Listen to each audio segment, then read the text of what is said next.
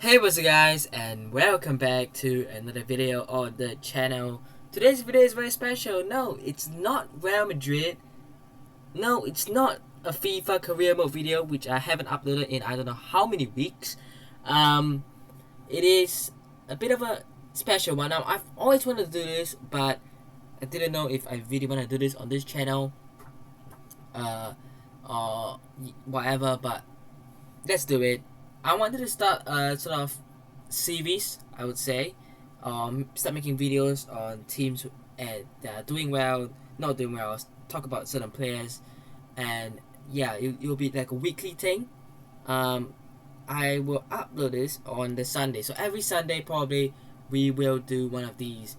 As long as I continue uploading, editing, and keep the streak going, this video will be out. If not, it'll be a video for me to look at in the future, in years time, when I go through my videos. And yeah, anyways, I want to talk about Napoli today because what they're doing right now is extraordinary. The fact that they've lost certain big stars, brought in some not so big names, but still managed to do even better than they were last season, so far at least, is insane. Now, let's talk about it. And I don't know what I'm gonna name this series. I don't know, football talk maybe, but I think it's a very common name. So I have no idea what I'm gonna name this series just yet. I'll go and figure out a name because I want a name where not many people are using it, because football talk, let's talk football. These are some really common names. So yeah, but let's talk about it, shall we? Now, what makes this more insane, I suppose, I can't think of the word, mesmerizing, to their rebuild, is the fact they lost Insigne, who has been with them for, I don't know, about a few years, 7 years, 8 years, 9 years, about 10 years maybe, even. They lost Dries Mertens to Galatasaray.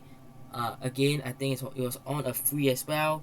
Then they also lost some big players. Koulibaly, one of the best Serie A centre backs in the last few seasons, gone for 38 million euros according to Transfermarkt.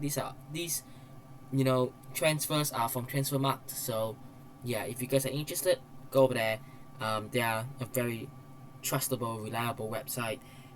They also lost Fabian Ruiz to PSG for 23 million euros. Now, that deal I actually wasn't expecting, because PSG are so stacked in the middle. I know we always talk about how PSG don't have any balance, but they already have Verratti. They brought Sanchez, Vitinha, and Carlos Soler in as well. So I didn't thought that Fabian Ruiz would go. He was actually quite linked to Real Madrid. I felt that Real Madrid were actually going to look for him as a free agent in 2023 if he didn't make that move to PSG, which he eventually did. And yeah, again, big loss. These are some big players. They lost Milik to Marseille as well, and the list goes on, right? So they have lost a lot of players as well. But with the money that they got in from all those players, all those older stars, all those bigger name stars, rather than going out to splashing on bigger known players, they went and got players from maybe lesser known leagues or lesser known clubs, which is something that not every club can afford to do. And not only did Napoli do that, they got, and at least so far, they're having and achieving success right now, which is extraordinary. For me, the standout player, and the standout for everyone's talking about him, Fritja Kvaratskhelia. I hope I said that correctly. Look, I have no idea how to pronounce that. It's probably the hardest name. Like, when I learned Szczesny's name, the Juve goalie, I was like, what? And then Kepa, his second name, Arrizabalaga, I was also like, what the hell, right? So there's two players already that sort of figured it out. Hopefully, Kvaratskhelia, I can figure it out in the near future. I hope I'm doing not too bad. I've seen really, really top tier pronunciations. But they got him for 10 million euros from Dynamo Batumi. I believe it's a Georgian league. And he's done really, really well for them so far. For 10 million euros, he could go for 80. Napoli could easily request for 80 because you look at some of the top left wingers, at least in Europe. What would their prices be? I think of one minimum. I think Rafael Leao is a good shout. I think he'll probably go for more than that. I think he's probably 100. I think you could easily get 100 for Leao. So if you can get 100 for Leao, who, let's be honest, has been proving it for a couple of seasons now, and probably a better player as a whole right now, at least. I'm not trying to say that he'll be a better player in the future because we don't know, but at least right now he's probably the better player for a few seasons as well. So he's 100 mil. Napoli could easily say to top teams who want him, Real Madrid for example, maybe Manchester United, Liverpool, Man City, who were rumored to be looking at him, 70-80 million. And the fact that they got him on 10 and they are going to make a 7-8 times profit on that is astonishing, right? He is the player to look out for. Only 21 as well. He's got a long road ahead of him. He won't be staying at Napoli forever. I think in the next 2, 3, 4 seasons, you could expect him to make that bigger step. Even though Napoli are a big club, I think that when the real big, really, really big clubs come in, like Real Madrid, Manchester City, Liverpool, I think it's a no-brainer to join those clubs. And as a Real Madrid fan myself, I would like to see us get him, but we already have Vinicius Jr., so I'm not too sure where he would actually fit. And one thing I'll say about him is he's very, very versatile. He can score and play with both feet, left and right. He's like that perfect. You could play him off the right, up front as number 10. His preferred position is obviously on the left, but anywhere else in the front line is, he can do that as well, which you don't see much in a lot of players. And yeah, I mean, I'm sure he will do a fine job at right wing or striker or cam,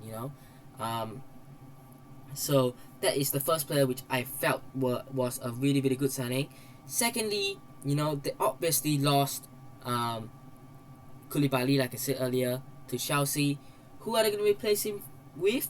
Kim Min-jae from Fenerbahce, South Korean centre half, for 18 million euros.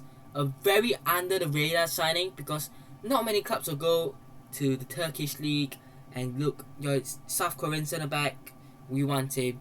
And Napoli did it, which I respect a lot. He's come on in and he's done really, really well. He's a rock at the back, along with Østigard, another signing that came in for just 5 million euros. So that's the back line, or at least the two centre backs sorted. Østigard and Kim Min-jae for 23 million euros, and you sold Koulibaly for 38. So you're essentially replacing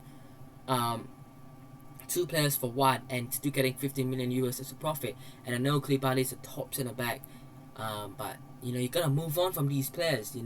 When you develop them into one of the best in the world, top teams will come and snatch them. And unless Napoli really, really become a team that challenge for the Champions League every year and attract the top stars, they'll be one of those teams that only produces the top talent and serve a profit and do that again and again, hoping to achieve success.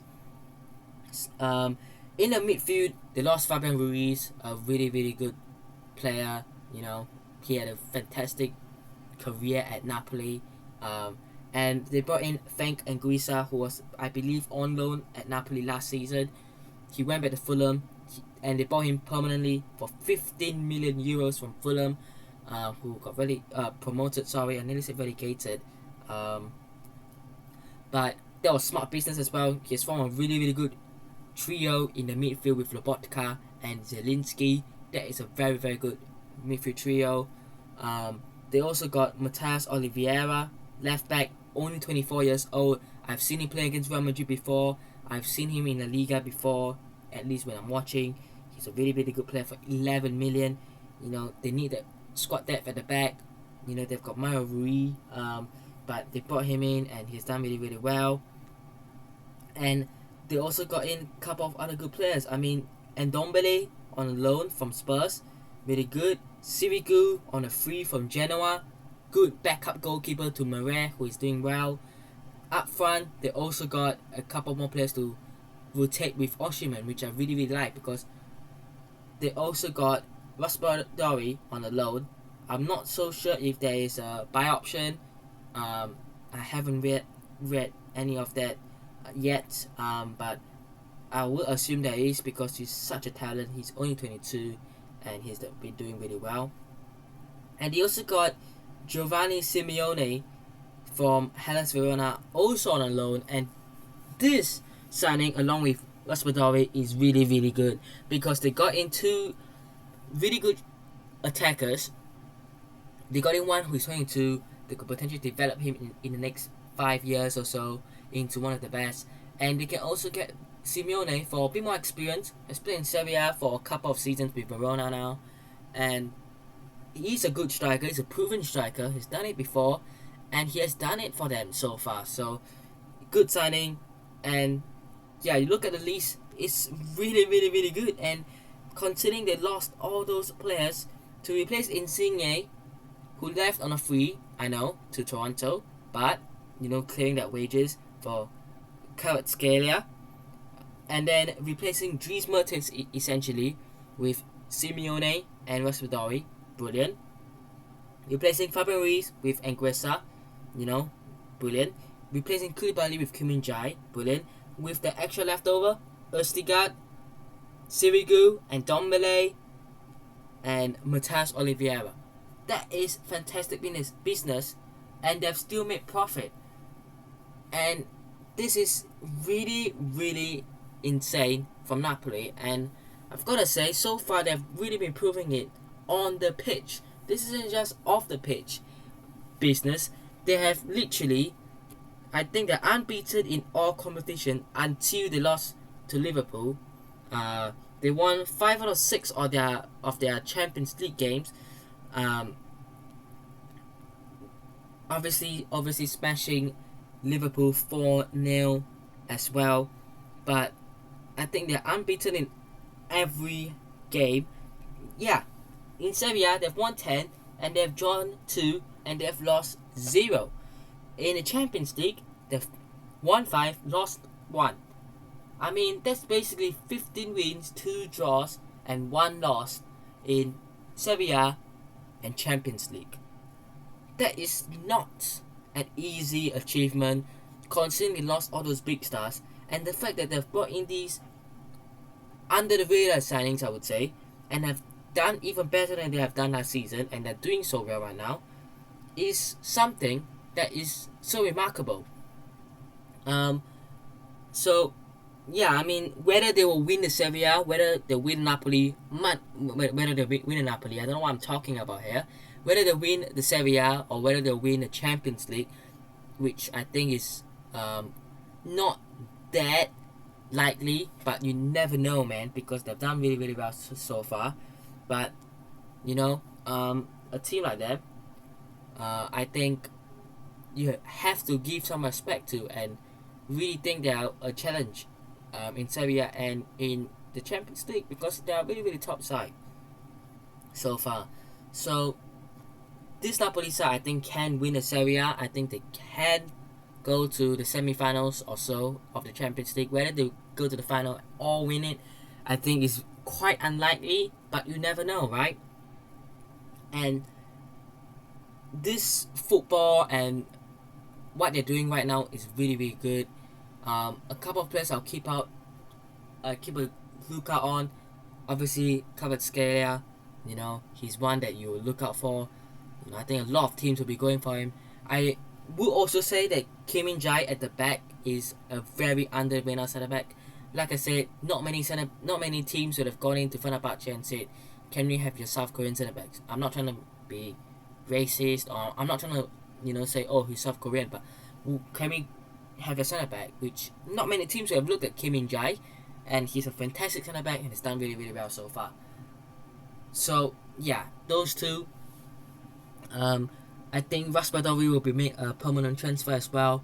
And yeah, I mean, they've done really well. So I think a bold prediction I'm going to make before the end of today's video is I'm going to say that the next player who will join Insigne, Mertens, Koulibaly, Fabian Ruiz to leave for a bigger club because they're already at that level where they can play for a bigger club. They are proven, and we've talked about him earlier. I think will be Victor Osimhen. He's one of the best centre back strikers in the world right now, and I think a team like Manchester United could do with him. I think someone like Real Madrid, you should be keeping an eye on him because we need a number 9. We're not gonna get Haaland next summer. Whether we get him in the 2024, I'm not too sure. We should not, and I say should not go with Mbappe. And there really isn't many other good strikers out there that you could say he'll fit well. I think Osimhen is one that Real should look at, and I think other big teams like Liverpool as well will join in. And you never know, Manchester City, they could just go on a spending spree. So you never know with these teams. But my prediction is Osimhen will join those 4 players to leave. And again, I do think they'll find a way to resolve that problem. And whether that's signing Raspadori on a permanent or Simeone or going out to finding some random striker from the Ukrainian league to join and do really well, like Kvaratskhelia from the Georgian league. You never know, but as for now, Napoli are doing really well. Let me know where you guys think they'll finish in the Serie A and the Champions League. I do think they will finish definitely in the top 4 in the Serie A. I'm gonna say they finish 2nd. Actually, do I think they'll finish 2nd, or do I think they can win it? I think we've been waiting for that moment since those Maradona days for a long time right now. We're looking for the Serie A. We're looking for the Napoli in the Serie A where they were a really dominant side. They were a really good side playing good football. Those are the Naples. This is Naples. And I think the time has come for Napoli to finally win it. Juve have dominated Inter for a few years back then. Milan last year. I think this year will be Napoli's. You never know. I think Milan winning the last year was a big of a shock, wasn't it? I think Napoli can do it. I think with the form they're on, with how they're playing, with the players they've got, I think they will win it actually, now that I think about it. In the Champions League, I would say they get to the semi-finals. I think they can go to the semi-finals depending on who they play in the round of 16 and the quarterfinals. If they can get past those, I think the semi-finals will be it. But again, don't let my prediction make you think they're not a good side, because they are a good side and it's just a prediction. I don't think anything can happen. So yeah, let me know what you guys think of Napoli as a team. And yeah, that will be it for today's video. A very, very special one, but I just want to talk about Napoli. I want to talk about something different as well. But yeah, hope you guys have enjoyed today's video. Hit the like button if you guys did. Subscribe to the channel if you guys aren't already. And I'll see you guys in the next one. Peace.